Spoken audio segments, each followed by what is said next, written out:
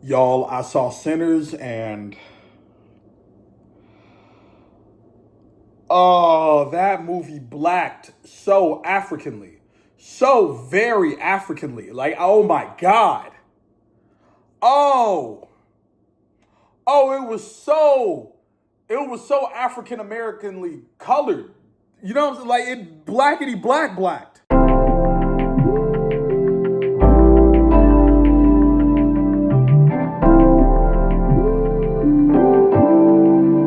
Hi, I'm Mohawk Johnson, and this is Councilman Tyranitar, and we like to talk about movies while we cat sit. I'm cat sitting right now. Yo, that shit was so fucking good. Look at me, look at me, look at me, look at me in the eye, look at me in the eye. That shit was so fucking good. That movie was so fucking good. Isn't that right, Councilman? Cinematography, gorgeous, dialogue, impeccable, uses of music. Ooh. Ooh.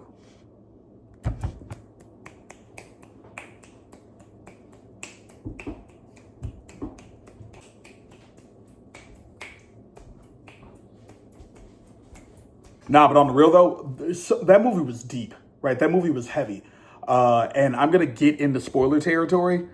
So if you ain't seen it, leave. Get out right now. Get out. Go. Why you watching movie reviews for shit you ain't seen, Goofy? Like, why you? Nah, that movie's fucking immaculate. That movie is fucking incredible. And the reason that movie is so incredible is because it is so deeply and richly black, and its blackness is inextricably linked to how the plot occurs in a way that I find deeply meaningful. So, a little bit of background about me: I'm black, and I have like Latino and Native in the bloodline from like grandparents, great grandparents, et cetera, et cetera. And my family's from the South, right? Grandfather and them are from Mississippi and Arkansas and Alabama, spread apart. My stepdad's family, Mississippi, Alabama. My mom's family, Texas. You know what I'm saying? Like my mom's mom is Texas, my mom's dad. That's the Arkansas part. You know what I'm saying? But like, it was all in there. You know what I'm saying? So to see the South and the Black South represented in the way in which it was, where there was so much community and love amongst people who took care of each other, is deeply meaningful, because a lot of the ways in which I felt visiting my granny, my stepfather's mom, every summer, it felt like that. It felt like that being around my cousins and my family. So, the movie felt like home, even though I knew horror was going to happen, even though I knew terror was going to happen, even though I knew death was going to happen. A lot of that movie did a very good job of making me feel very at home and directly connected to a community around the time that my grandparents would have been young children. And that honestly made the parts that were sad and the parts that were horrific hit harder for me, because I can imagine that happening to the community that my grandparents were a part of. So that mattered.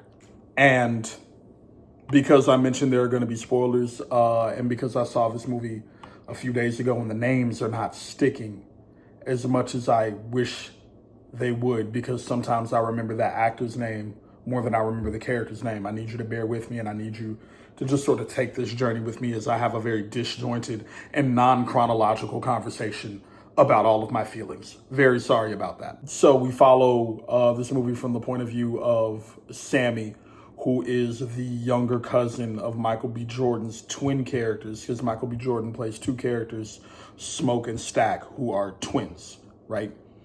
And then we have, Haley Steinfeld's in the movie. She plays a mixed black person who has like a half black grandparent. Her and Stack have some romantic and sexual history.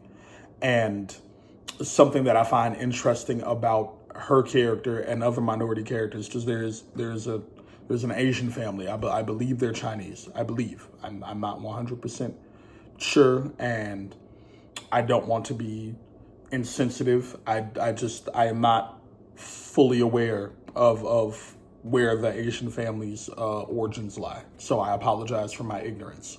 Uh, but just seeing the ways in which Black people sort of interact with the other communities around them throughout this film is also deeply important, because it honestly harkens back to a couple of conversations that I've had on my Instagram. And I say conversation, I use that word loosely. They were arguments. They were fucking. We was in there screaming. We was in there mad. And one of those arguments was about, you know, the ways in which people utilize proximity to whiteness. You know, Smoke and Stack, they're trying to make a juke joint.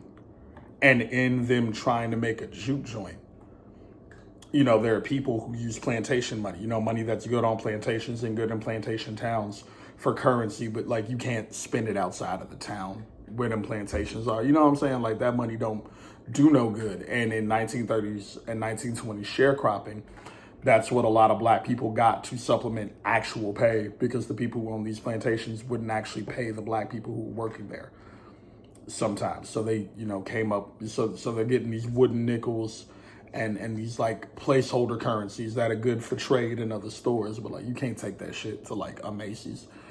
We couldn't get into Macy's anyway because of the time, but like, you know what I'm saying? Like, you feel me? And there comes a point where they open up the juke joint and everybody's coming and people are trying to pay for that alcohol with plantation money. Smoke is like, nah, we need US coin. We need real money.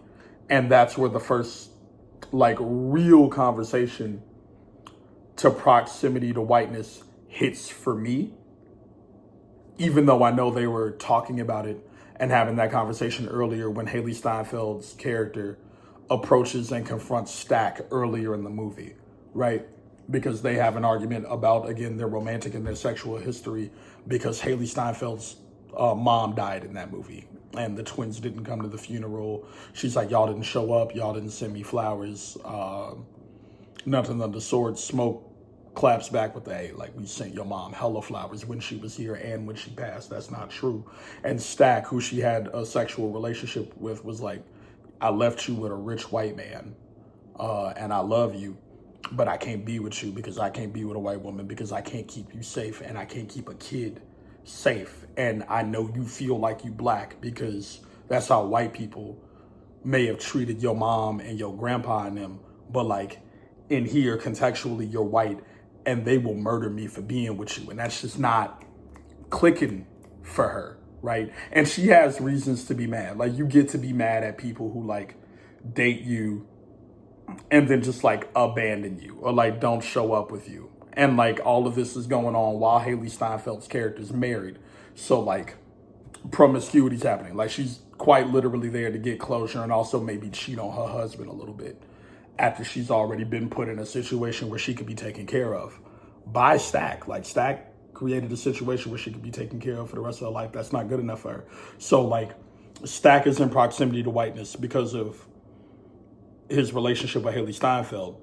Smoke is in relationship to proximity to whiteness because of his pursuit of money. And Stack and Smoke are having this dialogue where Stack is like, hey, like, the community, that's what matters. It doesn't matter, right? So proximity to whiteness is like a big thing.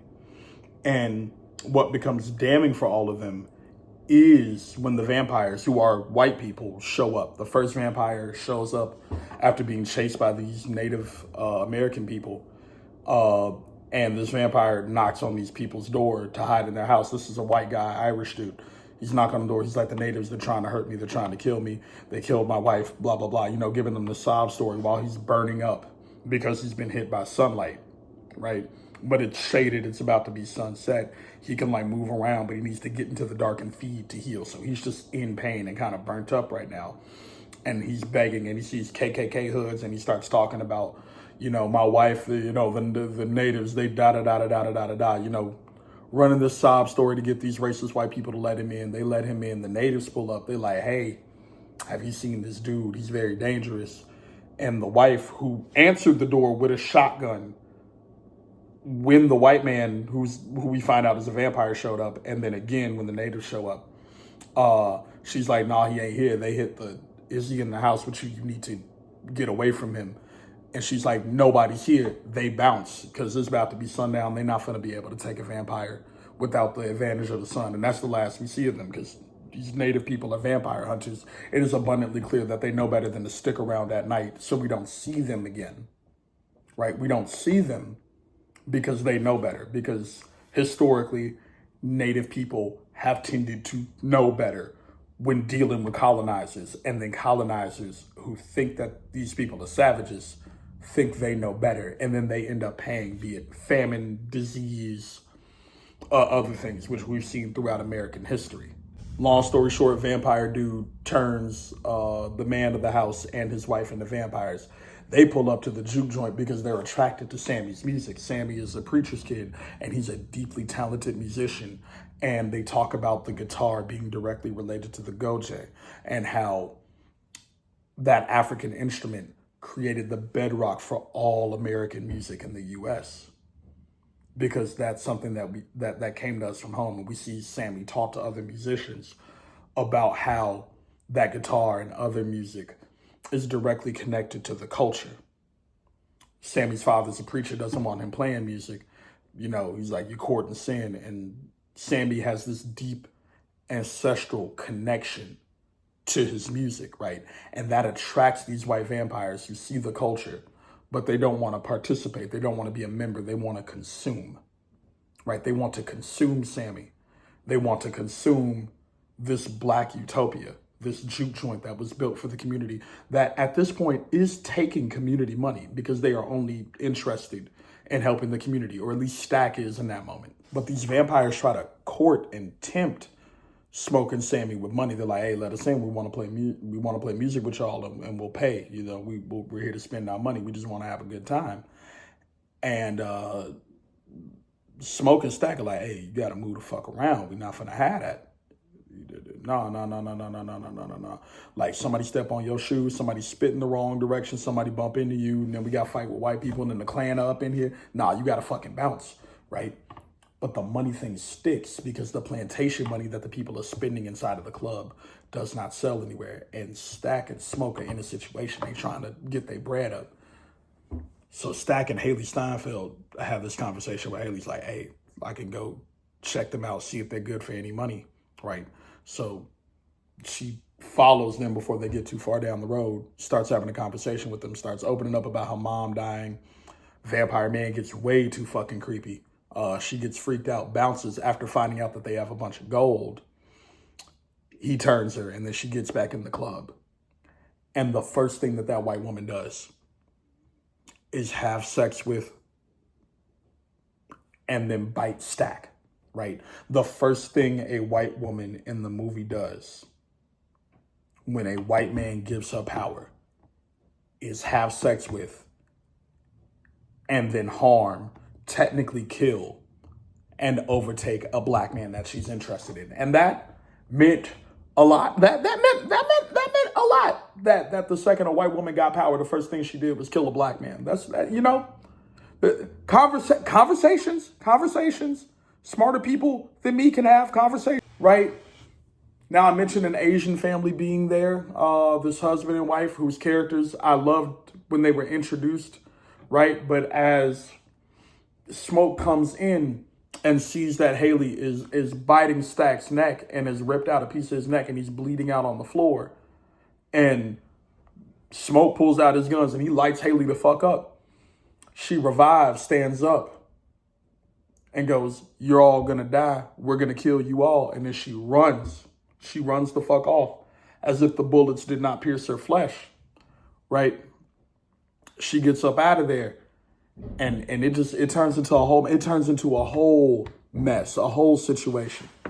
Cause like the Asian wife's character, she's talking to her husband after, you know, seeing Stack bleed out, and she's like, hey, this is a mess, we need to go. This is after everybody starts shutting down the party and they're asking everybody to leave, because everybody heard the gunshots over the music and over the singing. So there's a tizzy, and folks are telling people, hey, like, get up, hey, get out, hey, go, hey, leave, right? And she's like, hey, we need to go too. Like, we signed up to help them, because she made the sign. They provided drinks. They provided like some of the food, et cetera, et cetera. This is a community thing. And the Asian families are part of that community. They're a part of the community. And The wife's just like, we agreed to help them, but like not this. We need to go. And he's like, all right, fine, I'll go get the car. I'll go get the car, right? She convinces him to leave. Everybody who leaves the party starts getting bitten and turned into vampires because the vampires are attacking people who are outside, right? Vampires can't enter your home unless they're invited in. They can't come in unless they're invited in. That's vampire rules. So they can't go into the club unless somebody's like, yes, please come in. But they can absolutely pick people off who are outside. So they're picking people off who are outside. And the entire time I look at this movie, right, as I see like the Asian man get turned, I see everybody else get turned. You know, at some point, Stack even turns and like breaks out and then runs outside and joins the other vampires. And they're all trying to get in so that they can get Sammy and turn everybody else.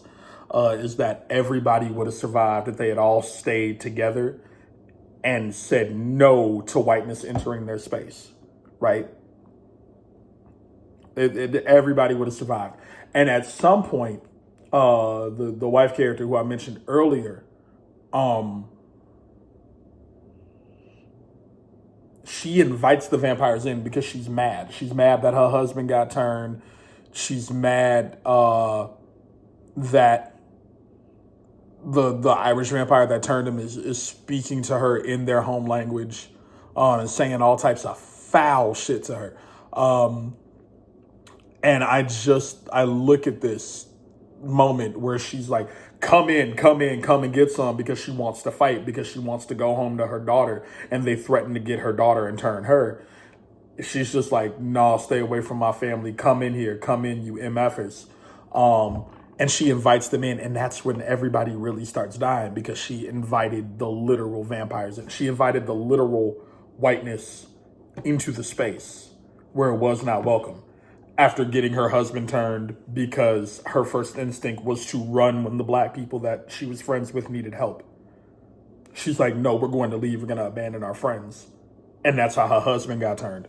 And I look at that movie and all I see is people who are in deep pursuit of the proximity of whiteness being destroyed, and how solidarity and community is likely the only thing that could have saved them.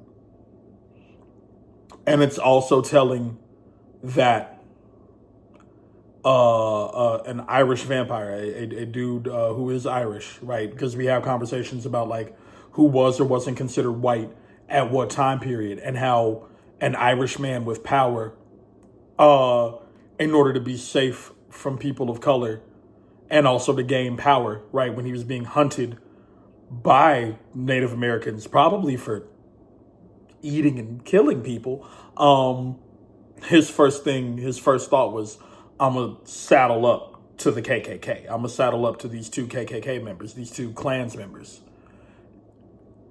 And then we're gonna descend upon a black community and destroy it. And start a new, and I think the first woman who turned, the white woman who turned, the first one was like, we're going to make a new clan based on love, and how they wanted to create this new homogenized, like, we're all the same, we are all vampires, and we are all going to consume thing under like whiteness, under patriarchy, under capitalism, because that's how I read vampirism, as violence, both like socially and the ways in which that violence translated via sex, because the sex that Smoke had with his partner, who is a black woman in this movie, played by Wunmi.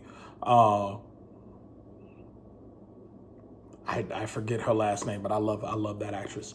The sex they have is like loving. The sex that Sammy has with a black woman in the movie is loving, and the first thing he does is go down on that black woman and say, like, you ain't gotta wash up, I just want to taste you, like, you're beautiful, I just want to taste you. And how, you know, the love that these two black men engaged in with black women was sacred, and how the love or the sex that Stack had with Haley was lustful, was flat out adulterous. Like was flat out adultery. It was. She cheated on her husband with Stack in that moment. And how it was violent. And how Stack got turned into a vampire who ended up coming into the community and biting and unaliving and turning his own people after sending his white partner out or white ex out to chase white money. Right? Like, so much of this movie is about what happens when people pursue proximity to whiteness in order to gain power or to gain favor, and how even oppressed white people will turn to white supremacy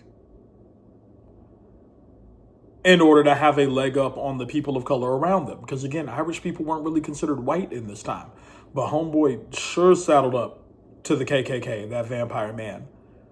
And then the first thing they did was start killing black people. That's the first thing they did. And there's something to be said of all of that. There's also something to be said that Wumi's use of African spiritualism and connection to her ancestors is what kept so many black people alive in that movie for the time that those black people remained alive. Like, her knowledge, her insight, her love romantically for Smoke, and her love communally for Stack, Sammy, and everybody else, how that kept everybody alive, and how time and time again black women have had to keep everybody alive, even when black men bring goofy ass shit into the community, like a white girl who got courted by vampires and then started biting people in their club, right? Like, that happened. Right? Or even how Haley Steinfeld's character operates within her proximity to whiteness, because she swears she doesn't consider herself white, and she doesn't consider herself part of whiteness, and like identifies more heavily with the black parts of her family and the black found family that she has, until she gets mad at black men and calls them boy. And every time she gets mad at a black man, she calls them boy. Every time she gets mad at a black man, first thing that comes out of her mouth is boy. The second that woman gets mad, she turns into a white woman. She's white again the second she gets angry. And I think that that's also worthy of discussion. So, yeah. I don't know. Those are just the raw thoughts. Councilman Taranatar and I thoroughly love this movie. We grand old time watching it. I would see it with people multiple times. I actually, another content creator who I know, she spoke on seeing that movie multiple times with people. And that's something that's like worth doing. Like, I think she's absolutely right for that. I think she's absolutely right for that. And I'll put a link to her video down below, because her video very much inspired me to make my own. So yeah, there's that. That's pretty much all I have to say. I think that movie was brilliant. I love that movie. And I'm going to see it again. I'm going to see it multiple times with multiple groups of people. I saw it with my roommate and one of my best friends, and they both had a grand old time. We love that movie. It is the best movie I've seen in a while. So I love it. Stand by it. It was gorgeous. But yeah, that's it. Black, blackity, black, Wakanda forever, black.